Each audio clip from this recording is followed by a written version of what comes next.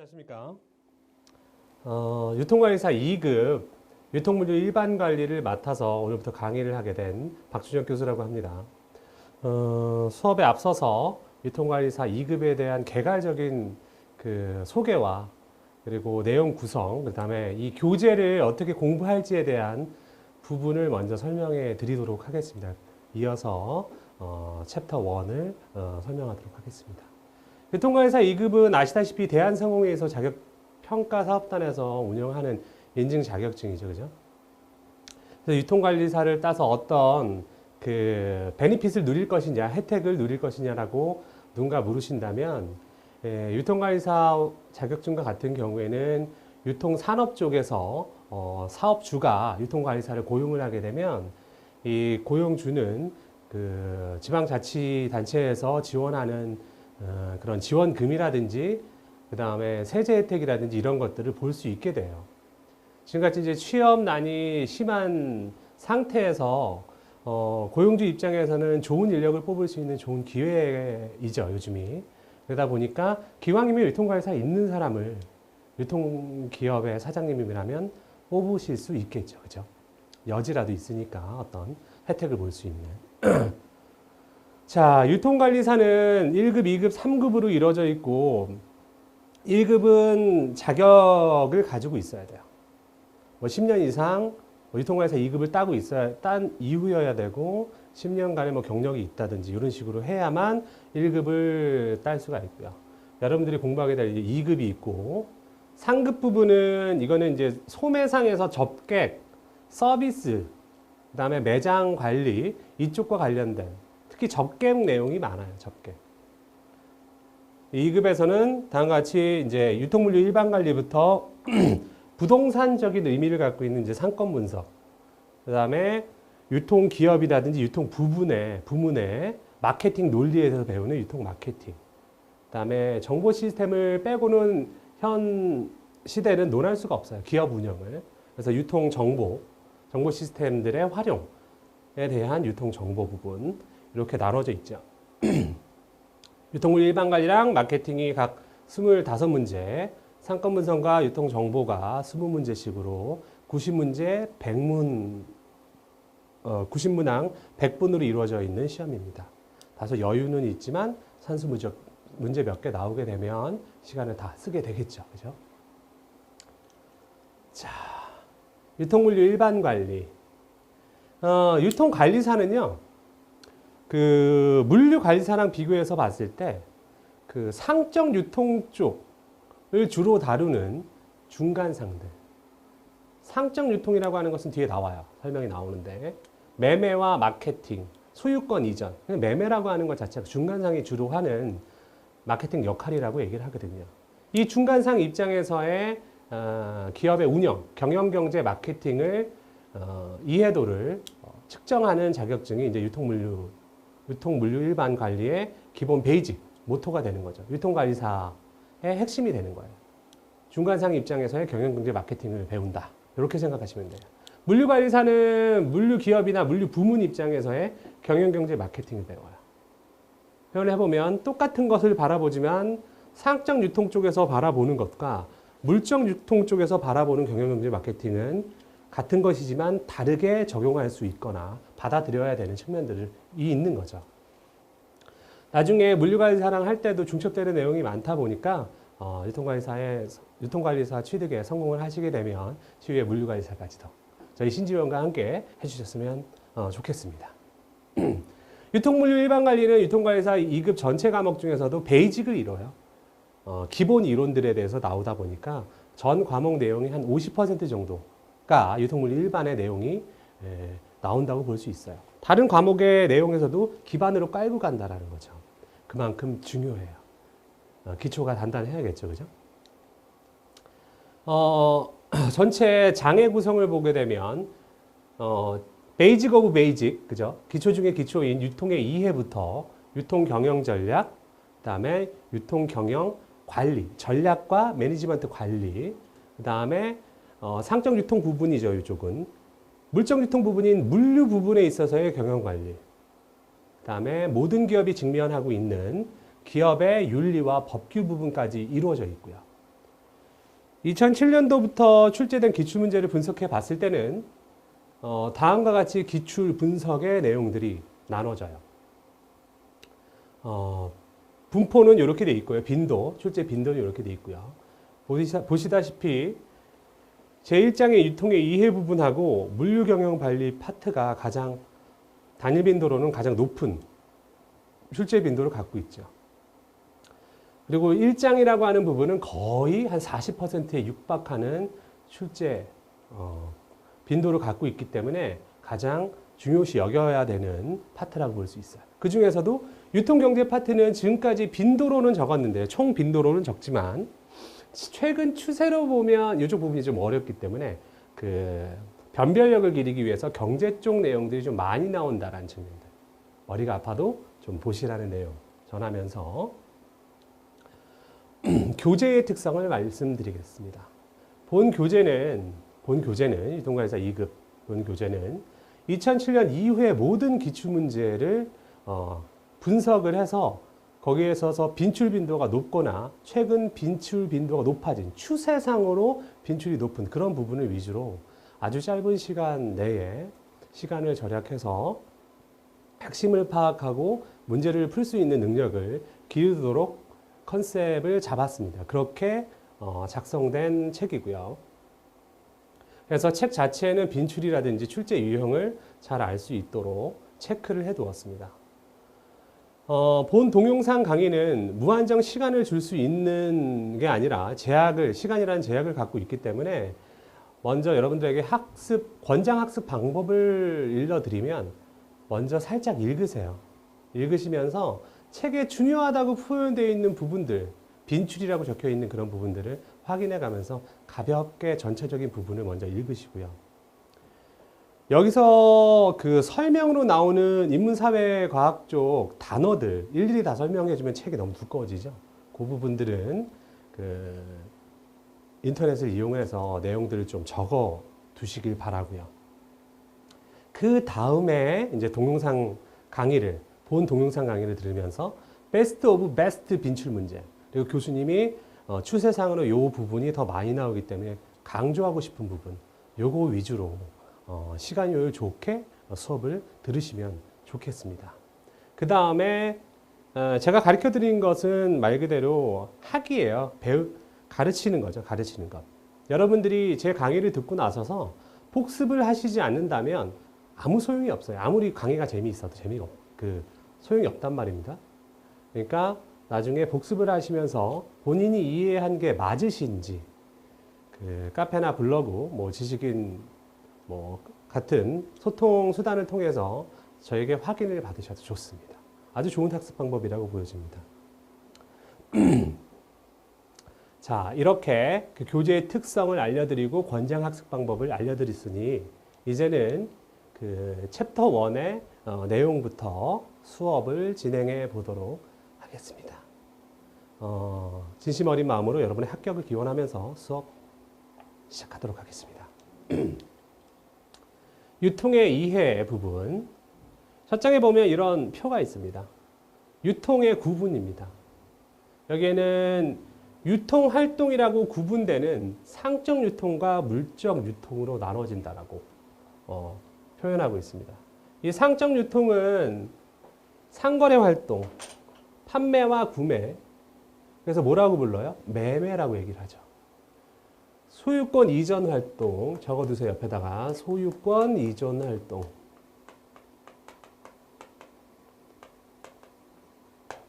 을 원활하게 이루어지게끔 도와주는 그런 기업들이 이런 중간상들이죠. 중간상들. 물적 유통 기능이라고 하는 부분은 운송부터 보관하여 포장, 유통, 가공, 물류 관리까지 실질적인 피지컬한 물류 활동들. 주로 이런 기능을 하는 업체들은 이런 업체들이겠죠. 운송업, 창고업 이런 업체들. 이쪽이 이제 유통 활동이고요. 이 아래쪽에 보여지는 유통 조성 활동은 위에 매매라고 하는 활동이라든지 물류라고 하는 활동이 잘 이루어지게끔 도와준다는 활동이에요. 금융 활동, 할부 판매라든지 외상 판매라든지 안 살 것도 사게 되죠, 그죠? 상점 유통 쪽 내용이고요. 그다음에 보험 활동, 모든 화물은 적하보험이라고 해서 화물 보험을 들어야 돼요. 그래서 믿고 유통할 수 있게끔 되는 거죠. 그죠? 보험 활동. 그 다음에 물류 간의 어떤 효율성을 높이기 위해서 규격화 활동, 그 다음에 표준화 활동, 이런 것들이 유통 활동을 잘 일어날 수 있도록 도와준다고 해서 유통 조성 활동으로 네 가지를 구분해요. 오지선다로 잘 나오고 있다는 부분 기억을 해주시고요. 다음은 이제 유통의 대상 부분이에요. 재화는 유형재화와 무형재화가 있겠죠. 이 내용은 한글 다 아시니까 읽어보시면 되겠죠. 원자재부터 완제품까지. 상품의 컨셉만 좀 알려드렸으면 좋겠어요. 생산자가 제품을 내고 나면 그 제품 그냥 재화라고 불러요. 얘가 바로 팔리지가 않아요. 어떻게 해서 팔리냐? 마케팅 컨셉이 이 재화에 입혀져야 팔려요. 마케팅 컨셉이 입혀지고 마케팅 활동이 같이 수반이 되면 걔는 상품이 돼요. 그런 상품의 개념 알아두셨으면 좋겠고, 무형재화, 눈에 보이지 않는 재화죠. 팔 수 있는 것, 뭐 지식, 그다음에 기술, 그다음에 정보, 디지털 재화, 서비스 이렇게 얘기를 하는데 나중에 유통 정보 쪽에서도 나오지만 지식이라고 하는 것은 시간이 지나도 대부분 참이될 수 있는 일반 이론을 얘기를 해요. 그래서 여기 나오는 일반화된다.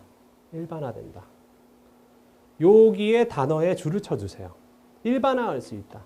그러니까 100번 사례가 100번의 경우의 수가 있으면 70번에서 80번 정도는 참이 된다가 이제 이론이라고 얘기를 하기도 하고 지식이라고 하기도 해요.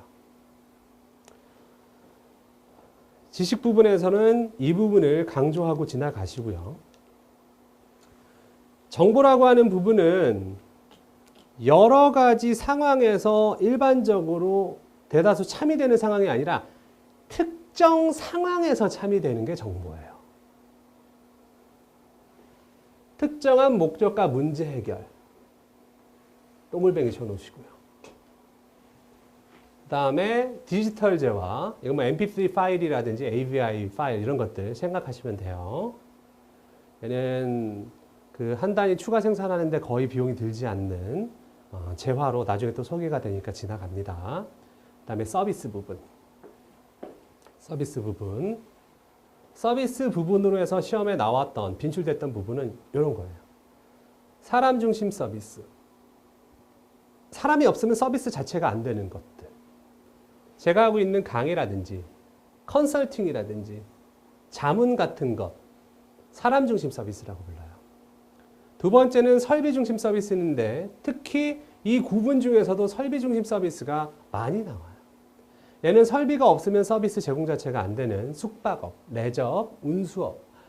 얘 뭐야? 치과 하면 의사 선생님이 핵심이 될 것 같은데 간단한 진료조차도 그 진료 베드가 있어야 되죠. 그리고 갖가지 기구를 통해서 진료를 보기 때문에 이쪽은 설비 중심 서비스에 가깝다라고 표현을 합니다.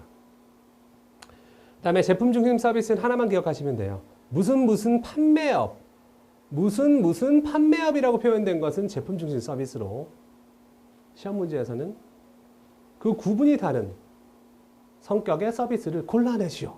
이런 문제가 잘 나온다는 거. 체크 해놓으시고 넘어가십시오.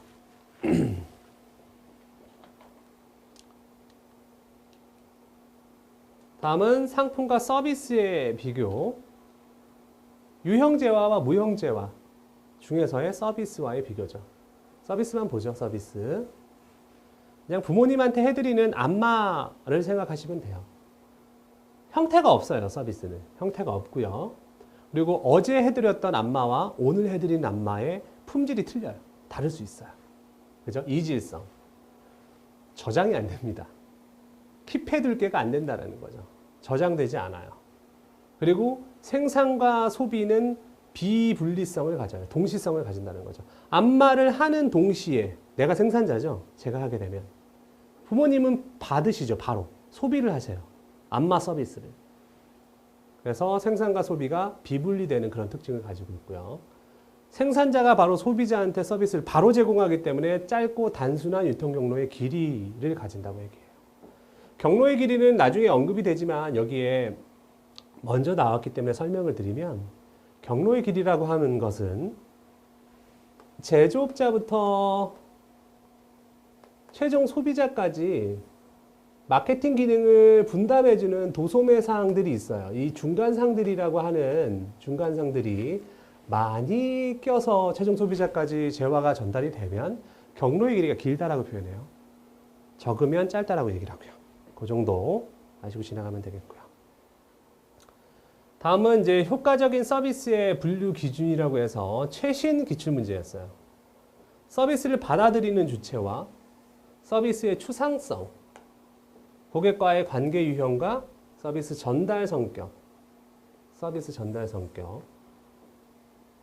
소비자의 주문에 대한 대응 범위와 서비스 전달의 개인화, 얼마나 맞춰주냐, 개인화의 재량, 직원들이라든지 이런 사람들이 얼마나 그 고객에 맞춰서 커스터마이즈드 해서 서비스를 제공하느냐. 그 다음에 수요의 변동폭과 뭐 서비스 요구량이겠죠. 요구량이 막 달라지겠죠. 사람들이 많이 찾는 시간이 있고 적게 찾는 그런 수요의 변동폭과 최대 피크, 수요에 대한 공급 가능성. 갑자기 막 물렸을 때에도 서비스가 가능하냐, 공급 가능하냐. 그 다음에 서비스 전달 방법과 처리 창구에 대한 분류. 요 구분 기준 중에 속하지 않는 하나를 고르시오. 이런 문제가 최근 기출 문제로 나왔죠. 여러분이 지금 개정된 교재를 갖고 있는지, 개정 후에, 개정 전에 그 교재를 갖고 있는지 모르겠지만, 그 보여지시는 구교재를 갖고 계신 경우에는 이 표에서 2번, 3번, 4번에 이 그 범주라고 하죠. 범주의 내용이 잘못되어 있는 것을 파악할 수가 있으실 거예요. 반드시 이제 그 신지원 홈페이지에 가셔서 틀리게 표시됐던 부분을 올바르게 그 수정을 하신 이후에 이런 내용들 하신 이후에 표의 내용들을 파악해 주시면 좋겠습니다. 이건 이제 정정 부분을 신속하게 얘기 드리고 지나가고 싶은 거였고요. 다음은 일반적인 유통의 기능이에요. 유통이 무슨 역할을 해주느냐. 그 기능에 대한 문제 잘 나오기 때문에 그 내용에 대해서 설명드리도록 하겠습니다. 사회적 불일치 극복. 여기서는 인격적 통일 기능이라고도 얘기를 하는데요.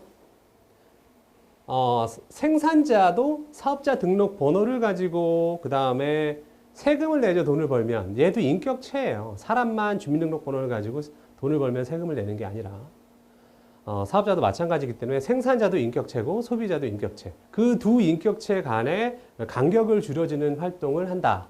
그래서 사회적 불일치를 극복해 준다라고 얘기하는 게 첫 번째. 두 번째는 물리적 활동 얘기를 하는 거죠. 장소적 불일치. 유통이라는 물적 유통이라는 것을 통해서 운송 기능, 특히 얘는 운송 기능이죠. 장소적, 거리적 효용. 이렇게 표현해요. 이 운송 기능이에요. 물적 유통을 보면. 시간적 불일치는 보관 활동. 생산지와 소비지. 생산 시점과 소비 시점의 격차를 줄여주기 위해서. 이러한 기능들이 서포트 된다라는 부분. 네 번째는 수급 적합 기능. 이거 수요와 공급을 맞춰준다는 얘기죠. 그죠? 여기서는 수량적 불일치만 얘기하는 게 아니다라는 것을 얘기 드리고 싶어요.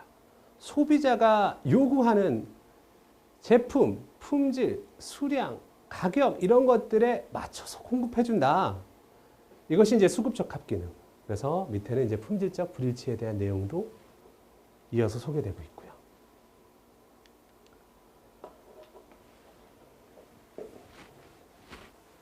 다음은 도매상에 대한 내용이에요. 도소매 유통기관의 유형과 특징에 대해서 알려주는데 도매상에 대한 내용. 보여지는 화면은 책에 있는 표에서 핵심 부분을 다시 명기한 건데요. 도매상의 구분표예요. 도매상은 크게 상인 도매상과 대리 도매상, 그 다음에 브로커. 양쪽 대리이기 때문에 이쪽에 끼워서 구분하시는 경우도 있어요. 그 다음에 제조업자 도매상. 제조업자가 직접 도매 기능을 하는 거예요. 상인 도매상하고 대리 도매상을 나누는 기준 뭐냐? 소유권의 유무예요. 상인 도매상은 돈 주고 사가요. 돈 주고 사가거나 소유권을 갖고 있어요. 돈을 주고 사서. 재고를 꼭 보유하지는 않을 수도 있는데 소유권을 갖고 있고요. 대리 도매상은 소유권은 없어요. 대신 팔아주고 수수료를 받는 셈이죠. 첫 번째 구분 기준 하나고요. 상인 도매상은 다시 완전 기능 도매상하고 한정 기능 도매상으로 나눠요. 얘는 뭘 의미를 하냐면 제조업자가 상인 도매상한테 기대하는 기능이 있어요. 마케팅 기능. 뭐 10개가 있으면 그 기능을 전부 다 수행하면 완전 기능 도매상이라고 불러요. 근데 일부분만 하거나 일부분만 특화해서 할 경우에는 한정 기능 도매상이라고 불러요. 그래서 둘을 나누는 기준은 마케팅 기능 수행의 완전성.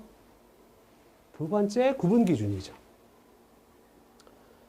완전 기능 도매상은 다시 도매상인데 소매와의 관계, 그 다음에 산업재 유통업자와 제조와의 관계 이렇게 나누기도 합니다. 그리고 일반적인 완전 기능 도매상은 위쪽과 같이 상품으로 기준해서 나눠져요. 다시. 관련 없는 다양한 상품을 다루는 일반 상품 도매상. 관련 있는 몇 개의 카테고리 한정 상품. 그다음에 특정 카테고리 전문 상품 도매상. 이렇게 나누게 됩니다. 산업재 유통업자는 MRO, OEM, 장비, 품목 계열을 말해요. MRO는 나중에 또 나오지만 직접재, 생산에 사용되는 직접재가 아니라 유지보수 운영자재라고 해서 창고에서 혹은 공장에서 생산에 직접 투하되지 않는 원부자재 말고 다른 것들을 얘기를 해요. OEM은 주문자, 상표, 부착 생산 방식이죠. 그죠? 생산은 내가 하는데 삼성 마크 달아달라면 삼성 마크 달아주고요. 그죠? 소니 마크 달아달라고 하면 소니 마크 달아주고. 그래서 생산, 납품하는 그런 형태를 말하죠. 상인 도매상은 이렇게 완전 기능 도매상하고 한정 기능 도매상으로 나누고 다시 한정 기능 도매상은 다음과 같이 6개의 도매상으로 나눠져요. 얘가 이제 개별적으로 주인공으로 잘 나와요. 잘 나와요. 첫 번째 현금 도매상. 얘는 트럭 도매상하고 엮어서 같이 머릿속에다 넣어주세요. 핵심만 압시다. 이 부분 언급이 있으면 바로 그 도매상이라고 찍을 수 있어야 돼요. 현금 도매상이나 트럭 도매상이나 현금 거래를 해요. 그거는 공통점이에요. 근데 현금 도매상은 다른 이름으로 현금 무배달 도매상이라고 부르기도 하거든요. 배달을 하네, 배달을 안 하고요. 트럭 도매상은 배달을 합니다. 요 두 도매상의 핵심적인 차이고 그 관련된 내용 나면 바로 짚고 지나가셔야 됩니다. 그 다음에 직송 도매상. 직송 도매상은 소유권을 갖고 있어요, 없어요? 쭉 가보시면 상인 도매상에 속하기 때문에 소유권을 갖고 있어요. 있는데 재고를 지가 보유하지는 않아요, 자기가. 재고를 보유하지 않고 이 도매상이 소매상에게 계약을 하고 매매가 이루어지면 제조상이나 공급자에게 내가 계약한 소매상한테 직송을 해줘라고 의뢰를 하는 도매상이 직송 도매상이에요. 그래서 얘는 재고는 없는데 소유권은 있어요. 소유권은 있는데 재고는 없는 상인 도매상, 한정기능 도매상의 일종이에요. 그다음에 이제 진열 도매상이라고 하는 부분은 그 매대의 큰 대형 소매는 아니고요. 동네에 있는 슈퍼마켓 체인들 이렇게 보면 그 매대에 있는 진열되는 껌, 사탕 이런 것들 충동구매 상품이기도 하고 회전율이 굉장히 빠른 상품들은 도매상이 와서 진열 다 해주고요. 몇 개 팔렸는지 확인하고 그 다음에 팔린 내용 부분에 대해서 수수료 떼어주고 돈 회수해가는 직접 진열을 하는 소매상의 매대를 직접 진열하는 진열 도매상이 있어요. 그 다음에 우편 주문 도매상은 카탈로그 도매상이라고 얘기를 하죠. 카탈로그 도매상. 소매상한테 카탈로그 줘서 소매상이 그 카탈로그를 보고 이것을 전화나 인터넷이나 뭐 팩스나 이런 식으로 주문서 작성해서 거래를 하게 되는 프랜차이즈 도매상은 프랜차이지라고 하는 프랜차이즈 매장들 있죠. 매장질, 점주들에게 일괄적으로 공급하는 본사 측면에서의 그런 도매상을 말해. 그런 소매상들한테, 프랜차이지들한테 일괄적으로 원부자재를 제공하는 도매상을 프랜차이즈 도매상. 얘가 개별적으로 제일 잘 나와요. 주인공으로. 그 다음에 대리도매상. 대리도매상에는 제조업자 대리인, 대리점이 있죠. 얘는 경험이 없는 시장, 상품, 특정 지역, 특정 상품을 제조업자가 경험이 없어. 그래서 그 지역이나 그 상품 계열을 많이 팔아본 전문 도매상한테 이걸 맡기는 거예요. 특정 지역이나 특정 상품만. 그게 이제 제조업자 대리점이고요. 보통 이제 장기적인 관계를 띱니다. 그 다음에 판매 대리점하고 구매 대리점. 얘 두 개는 제조업자의 구매 부서나 판매 부서가 없어요. 큰 회사 아니에요. 이 판매 대리점이나 구매 대리점이 그 해당 제조업체의 영업부서나 조달부서와 같은 역할을 총체적으로 다 해요. 전 상품, 전 지역에 대해서 잘하죠. 해당 부분을 잘하는 애. 장기적이에요, 얘도. 그 다음에 이제 브로커.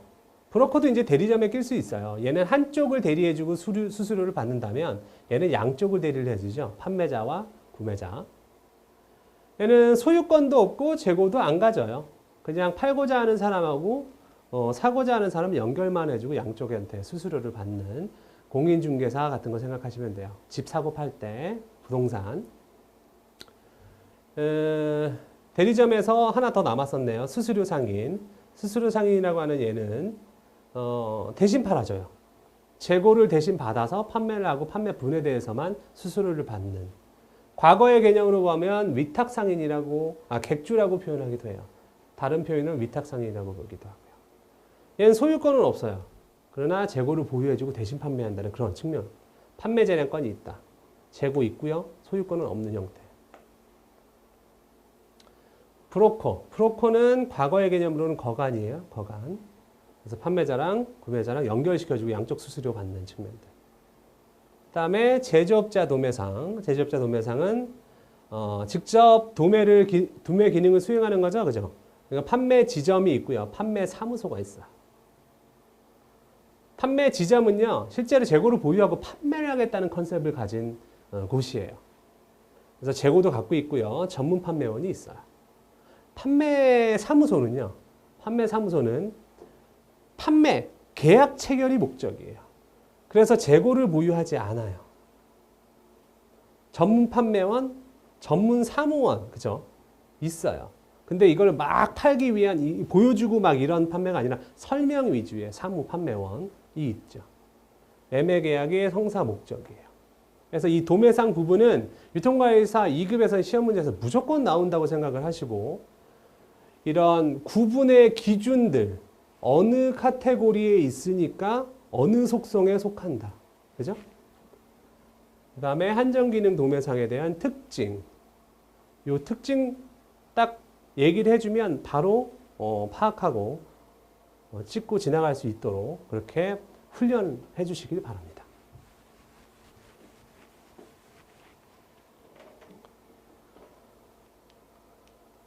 다음은 이제 소매상이죠. 소매상. 소매상은 크게 점포의 유무에 따라서 점포 소매상과 무점포 소매상으로 나누죠. 이 소매상들도 다시 점포 믹스 전략,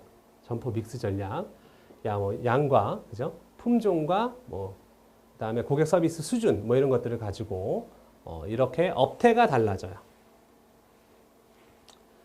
업태를 살펴보시게 되면 슈퍼마켓, 슈퍼스토어. 슈퍼마켓은 보통 1000제곱미터 이하죠. 규모로 구분해 봤을 때는 소규모 슈퍼마켓 1000제곱미터 이하. 그 다음에 준대규모 점포라고 얘기하는 SSM, 홈플러스나 이마트 이런데, 이마트 에브리데이, 홈플러스 익스프레스 이런 데 있죠. 롯데마트, 롯데슈퍼 이런 데들. 이런 데는 1000에서 3000. 대규모 점포는 3000제곱미터 이상이에요. 그거 구분하는 것 정도 알아두시면 되겠고요. 그 다음에 양판점. 양판점 쪽에서 되게 많이 나오는 것은 웬만한 상점은요, 매일 먹고 버리고 이렇게 계속 순환이 되는 식품을 기본적으로 갖고 있다고 여러분들은 착각을 하는데, 양판점은 식품을 포함하지 않아요. 의류 및 생활용품 중심인데, 이 의류 빼고 식품 및 생활용품이라고 하면 여러분들 그냥 속고 많이 지나갔다라는 거예요. 여러분 선배들이.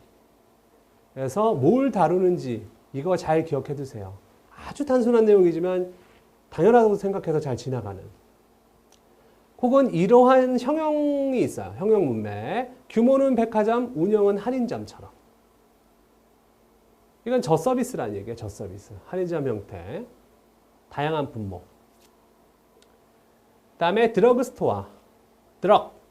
약이죠, 약. 근데 약만 팔아갖고 살아남지 못해요. 그래서 요즘에는 H&BC라고 하는 형태로 변모한다고 얘기를 해요. 헬스 앤 뷰티 클린, 뷰티 케어 뭐 이런 식으로 약자를 얘기를 하는데, 헬스 건강보조식품, 그 다음에 약, 그죠? 그 다음에 미용과 관련된 것들, 그 다음에 바디, 그 샤워용품 이런 것들까지도 다 포함을 합니다. 얘는 하이터치 쪽 산업에 속해요. 하이터치, 고서비스, 저회전율 쪽 속하고요. 그 다음에 백화점. 백화점 하면 백화, 그 제품이 많다는 뜻이에요. 서비스가 높고 제품이 많은 형태. 백화점. 직영점을 많이 해야 되는데 간접 판매를 선호한다라는 측면도 옆에 적어 놓으시면 좋아요. 백화점.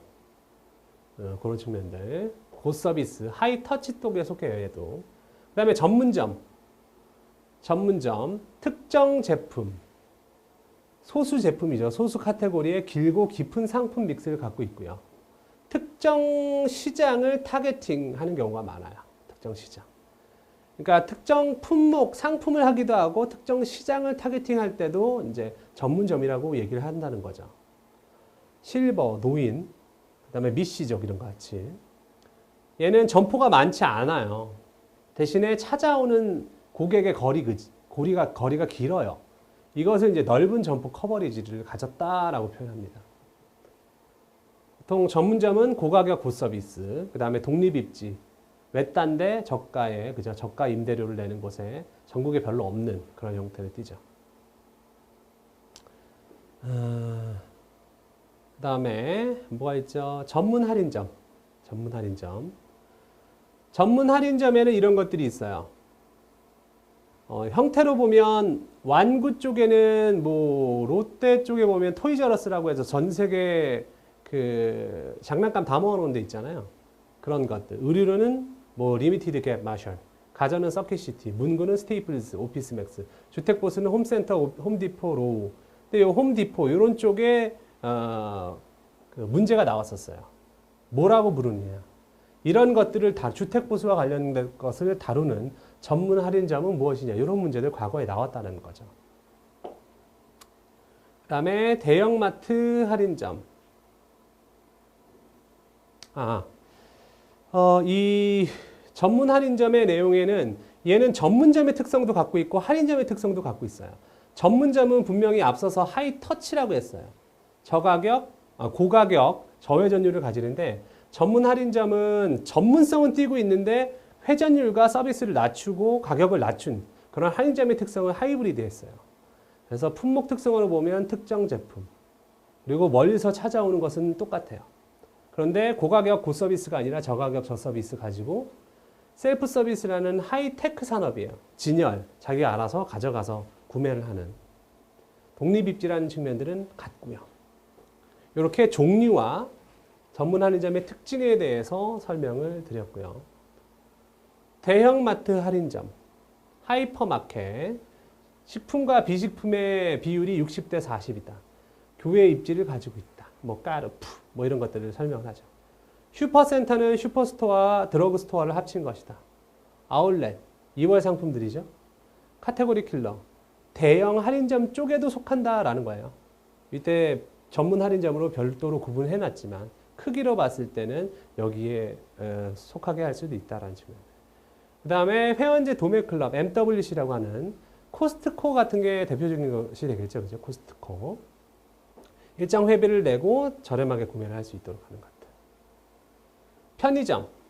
편의점은 이제 여기 업태로도 잠깐 설명이 나오지만 나중에도 자주 등장하는 녀석이에요. 얘는 분명 특징을 갖고 있고 장점도 갖고 있기 때문에, 그리고 일반적인 형태로 설명이 안 되는 부분들도 있기 때문에. 편의점은 24시간 365일 하죠. 인구 밀집 지역에 있고요. 고가격인데 고서비스가 아니라 저서비스를 가져요. 이거 특이하죠. 그리고 고가격인데 저회전율이 아니라 고회전율을 가지는 이상한 애예요. 그래서 시험 문제 나오죠. 자, 다음 무점포 소매상. 무점포 소매상은 점포 없이 운영하는 거잖아요. 그죠? 자동 판매기 너무 잘 알 거예요.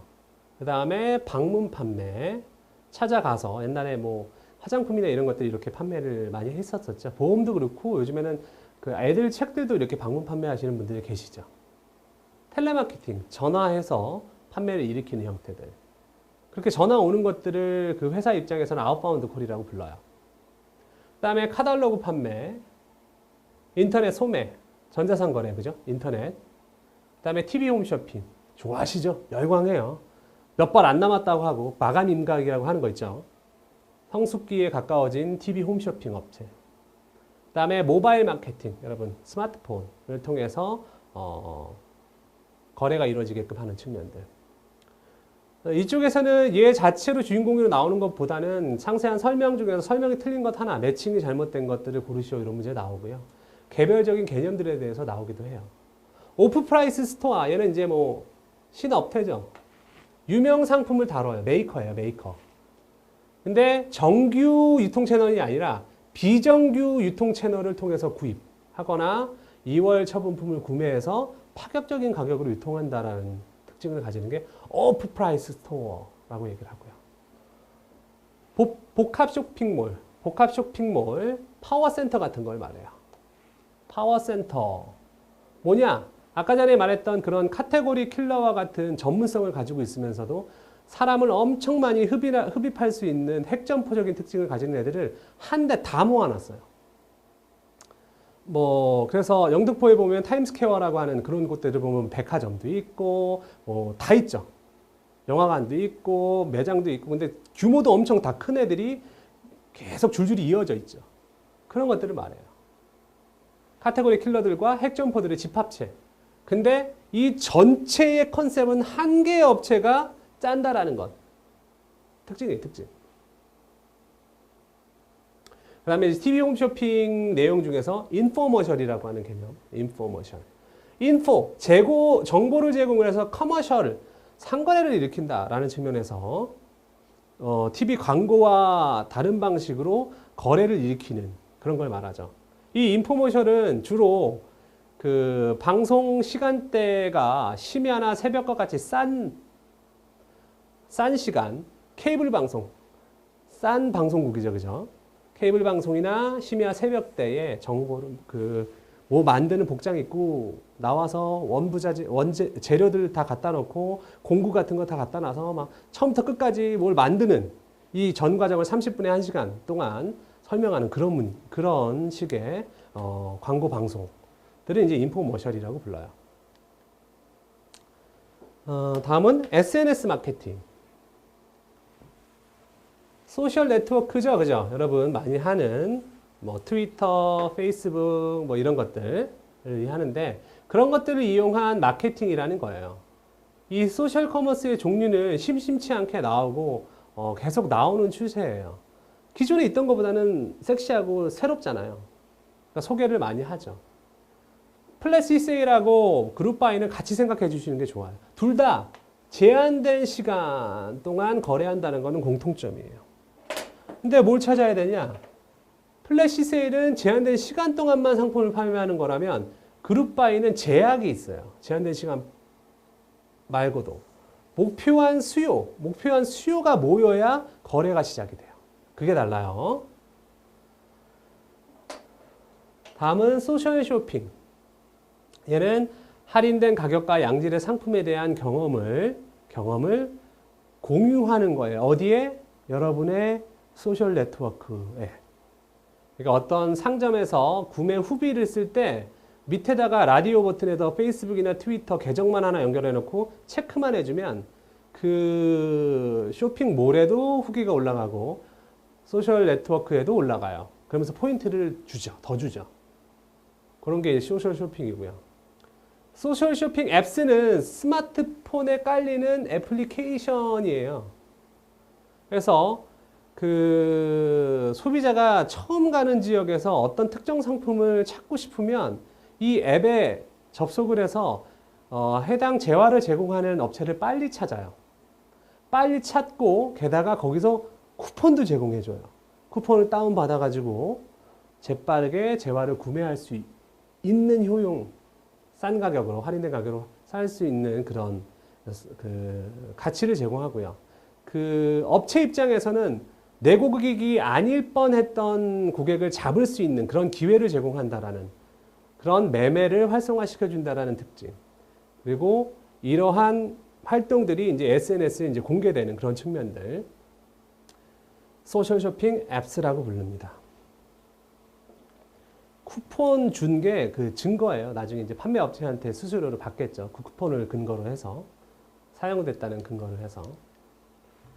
그다음에 퍼체이스 쉐어링. 퍼체이스 쉐어링은 여러분의 구매 기록 어디 남아요? 여러분 신용카드에 남는단 말이에요. 신용카드 데이터베이스에 그죠? 긁으면 구매한 내역들이 남잖아요. 그런 부분에 대한 판매 경험, 구매 경험, 그다음에 구매 기록 등을 또 SNS에다 이제 공개를 하고 다른 사람들로 하여금 요즘에 이런 것들 많이 사나 보다 이런 것들을 줘서 추가적인 판매를 일으키는 형태가 퍼체이스 쉐어링이에요. 나의 퍼체이스 기록을 쉐어링 해준다. 누구한테? 마케팅 정보 업체한테. 그래서 이 정보 업체에게 나의 고객 신용카드를 등록해주면 카드사한테 승인을 받아요. 이 해당 마케팅 업체한테 이 사람의 마케팅 기록, 구매 기록을 넘겨주세요. 그럼 그걸 받아가지고 분석을 하고 차후에 마케팅에 활용할 수 있게끔 해주는. 그리고 나서 이제 카드사 포인트라든지 현금이나 뭐 이런 것들로 그 베니핏을 주는 그런 형태. 그 다음에 이제 퍼스널 쇼퍼. 얘는 되게 간단해요. SNS에서 여러분들 기업을 친구로 등록을 할 수가 있죠. 그래서 어떤 날이나 특정 상황에 뭐가 필요하게 되면 그냥 공허하게 자기 SNS에 뭐가 필요하다라고 올리는 거예요. 그러면 그 기업체 친구가 달아줘요. 어떤 것을 추천해주고요. 그래서 이제 판매를 일으키게끔 해주는 것이 이제 퍼스널 쇼퍼라고 볼 수 있어요. 잠깐 쉬었다가 이어가도록 하겠습니다.